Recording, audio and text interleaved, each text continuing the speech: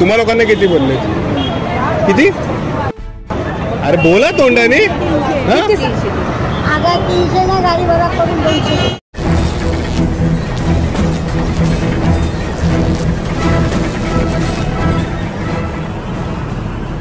पूरे देश में लोकसभा चुनाव की सरगर्मियां जोरों से शुरू हैं।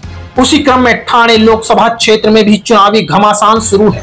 यहां शिवसेना के खिलाफ शिवसेना है, अर्थात महायुति की संलिग्न पार्टी शिवसेना शिंदे गट के उम्मीदवार मस्के के खिलाफ महाविकास आघाड़ी की संलिग्न पार्टी शिवसेना उद्धव गट के राजन विचारे चुनाव लड़ रहे हैं, जिसमें प्रचार प्रसार में दोनों ही पार्टियों द्वारा आरोप प्रत्यारोप का सिलसिला जारी है।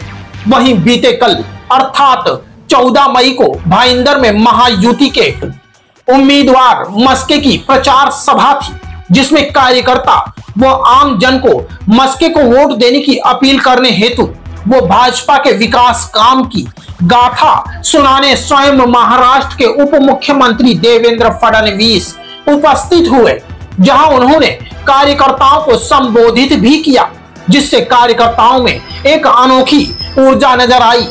आज शाम 5:30 बजे के करीब देवेंद्र फडणवीस जी का हेलीकॉप्टर नेताजी सुभाष चंद्र बोस में लैंड होता है और उसके बाद सीधा आता है 7 स्क्वायर एकेडमी में, जहां पर युति के उम्मीदवार नरेश मस्के जी के लिए बीजेपी द्वारा एक बहुत बड़ी सभा का आयोजन किया गया था, जिस पर लगभग सभी पक्ष के नेताओं ने अपने अपने मत रखे। देवेंद्र फडणवीस जी का भाषण काफी अच्छा भाषण था, बट इसमें एक चीज जो गौर करने वाली थी वो ये थी कि पीआरपी जैसी बड़ी पार्टी का नेता, राष्ट्रीय नेता और पार्टी का अध्यक्ष जब अपना भाषण शुरू करता है तो जो भी मतलब कार्यकर्ता या फिर पब्लिक जो यहाँ श्रोता बनकर आए थे वो सभी लोग अपनी अपनी कुर्सियां छोड़कर जाना चालू कर देते हैं, जो कहीं ना कहीं एक गलत संदेश जा रहा है।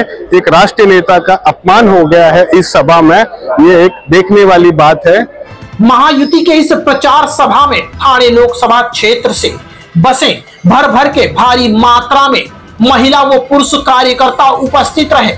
इस सफल प्रचार सभा का श्रेय महायुति में संलिग्न सभी राजनीतिक पार्टी के वरिष्ठ नेतागण लेने के लिए उत्साहित नजर आ रहे थे। संविधान जो है कि यहाँ पर खत्म करने की बात भी आप देखिए, कोई संविधान खत्म नहीं करता है, उल्टा मोदी जी ने पूरे देश में संविधान लागू किया। क्या कांग्रेस के समय क्या डॉक्टर बाबा साहेब अम्बेडकर जी ने जो संविधान लिखा था पूरे देश के लिखा था या पार्टी लिखा था? इसको किसी ने लागू किया तो वो नरेंद्र मोदी जी ने किया है। संविधान की कोई रक्षा कर सकता है तो वो नरेंद्र मोदी जी कर सकते।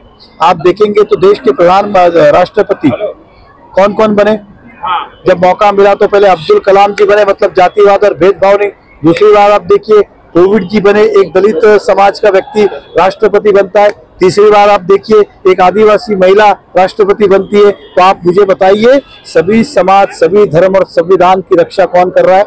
ये कहने की आवश्यकता नहीं, केवल और केवल नरेंद्र मोदी। आपने उद्धव ठाकरे गठ की ओर से गद्दारी का जो लेबल लगाया गया, आपने उसके ऊपर पलटवार करते हुए उनके उम्मीदवार को गद्दार बताया। देखिए, मैं सिंपल कहता हूँ, ये आप भी जानते हैं कि राजन विचारे जी को पिछली बार जो वोट मिले थे वो नरेंद्र मोदी जी के नाम पे मिले थे, मोदी सरकार के लिए मिले थे। इतना आम जनता भी आपसे कहूंगी, कोई राजन विचार की इस मीरा बंधु को ना जानती ना पहचानती। उन्होंने वोट लिए मोदी जी के नाम पे और जाके बैठ के कांग्रेस के साथ, तो गद्दार कौन हुआ? ये आत्मचिंतन करने की बात है। तो और उन्होंने गद्दारी केवल मोदी जी से नहीं, जनता ने जिन्होंने वोट दिया था वो केवल और केवल, आप मेरी भी बात कीजिए ना, हमने मोदी जी को देख के वोट किया था और उन्होंने क्या किया, हमारे वोट को बेच दिया, सौदा कर दिया कांग्रेस के साथ अपने स्वार्थ के लिए। आपने एक यहाँ पर शेयर कहा था एक बार, हंस के नरेश मस्के, वो क्या था? नहीं, मैं ये कहता हूँ, बटन दबाओ हंस के, जीत के आएंगे मस्के। फिर चाहे वो विधायक प्रताप सरनाइक ही क्यों ना हो। वहीं जब हमारे संवाददाता ने प्रचार सभा समाप्ति के दौरान कुछ उन महिला कार्यकर्ताओं से बातचीत की जो बड़ी दूर से आई थी, उनके जवाब सुनकर हमारे भी कान खड़े हो गए। इन महिला कार्यकर्ताओं को रमेश सम्मुख राव नामक शख्स 300 रुपए में कार्यकर्ता बनाकर लाया था। तुम्ही सगळे कुठून आलेत? घोडबंदर। तुमचा नेता कोण आहे? शिंदे। शिंदे कोण? शिंदे कसं म्हणाले? समग्र आहे. हां, समग्र देंगे आएंगे अभी समुद्र आहे वडवलीला राहते तुम्ही तिकडनं आलेत का? वडवलीवरून आलेत का? आम्ही गोडबंदरहून आलो त्यांनी मग काय तुम्हाला काय तुम्हा लोकांना किती बोलले? किती? अरे बोला तोंडाने. किती सांगितलं का? किती बोलले तर सांगा आम्हाला. 300 जिसमें तो कुछ लोगों को यह भी नहीं पता कि यह किसकी प्रचार सभा थी. कोणाच्या भाषणात आलेले आपण? कोणाच्या भाषणात आलेले?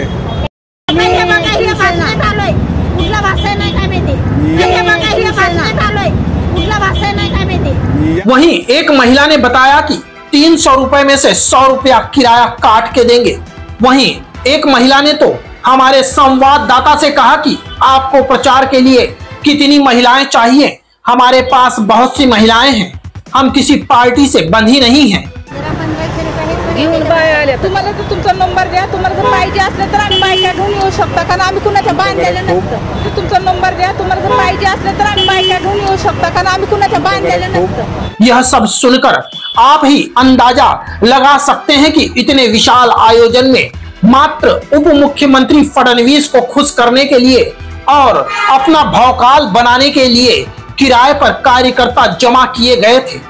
हम यह नहीं कहते कि महायुति ने सभी कार्यकर्ता खरीद कर यहाँ बुलाए थे, परंतु इन महिलाओं ने जो जानकारी दी उसे भी झुठलाया नहीं जा सकता. मीरा भाईंदर से सतीश भारद्वाज की एक रिपोर्ट.